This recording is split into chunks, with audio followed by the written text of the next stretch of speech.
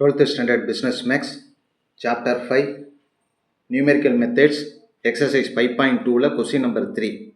Using Newton's forward interpolation formula, find the cubic polynomial. X and f of x கொடுத்துருக்காங்க ஒரு mini table. இதுக்கு நம்ம முதல்ல ஒரு ஃபார்வேர்ட் டிஃபரன்ஸ் ஃபார்முலாவை யூஸ் பண்ணி ஒரு டேபிள் போடுவோம். சம்மில் கொடுத்துருக்கிற X and F of X அப்படிங்கிறத என்னென்னு எடுத்துக்கிறோம், ஒய்ன்னு எடுத்துக்கிறோம். எஃப் ஆஃப் எக்ஸுக்கு பதிலாக இதை ஒய்ன்னு எடுத்துக்கிறோம். எக்ஸோட value 0, 1, 2 and 3.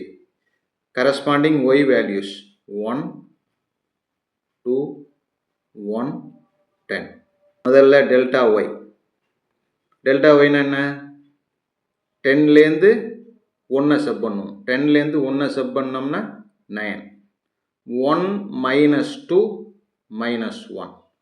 2 minus 1 plus 1. Delta Y over. அடுத்தது டெல்டா ஸ்கொயர் ஒய். இதுலேருந்து இதை சப் பண்ணும். 9 minus of minus 1 plus 1 ஆகிடும். 9 plus 1 10ன்னு ஆகிடும். எகைன் மைனஸ் 1லேருந்து 1 லெஸ் பண்ணும்போது -1 -1 -2. Last one delta cube Y. 10 minus of -2 plus 12. x0, x1, x2, x3, y0, y1, y2, y3. x0 அப்படிங்கிறது எவ்வளவு?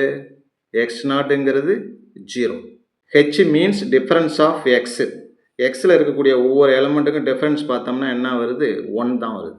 3 minus 2 1, 2 minus 1 1. இந்த difference வந்து ஒன்றா தானே இன்க்ரீஸ் ஆகுது. அதனால் ஹெச்சோட value 1. h is equal to 1. அடுத்தது என்னோட ஃபார்முலா என்னன்னா n is equal to x minus x0 by h. அப்போ என்ன ஆகுது? எக்ஸுங்கிறது அப்படியே இருக்கட்டும். x0 எவ்வளவு? 0. h எவ்வளவு? 1. அப்போ n is equal to என்ன வருது? 0 விட்டுடலாம். x by 1ங்கிறது எகைன் x தான் வரும். n is equal to x.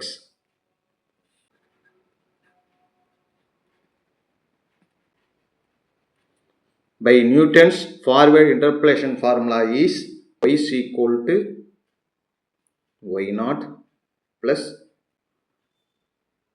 எக்ஸட்ரான்னு போகும். ஆனால் டெல்டா கியூப் வரைக்கும் தான் நமக்கு டேபிளில் இருக்குது. அதனால் அதோட நிறுத்திக்கலாம். y is equal to என்னோட வேல்யூ எக்ஸு. அடுத்தது டெல்டா ஒய்0. டெல்டாவில் ஒய்0ங்கிறது இந்த வேல்யூ. அப்புறம் டெல்டா ஸ்கொயரில் ஒய்0ங்கிறது முதல்ல இருக்கிற வேல்யூ.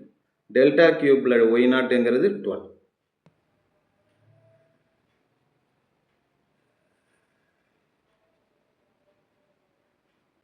y0 அப்படிங்கிறது 1. nக்கு பதிலாக x, x by 1 factorial. Delta y0ங்கிறது என்னன்னா 1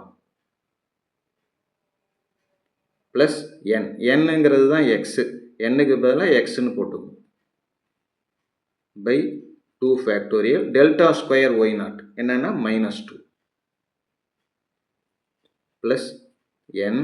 என்னக்கு பதிலாக x. x minus 1, x minus 2 by 3 factorial. Delta cube y0ங்கிறது டெல்டா கியூப்பில் y0 என்ன இருக்குது? 12 இருக்குது.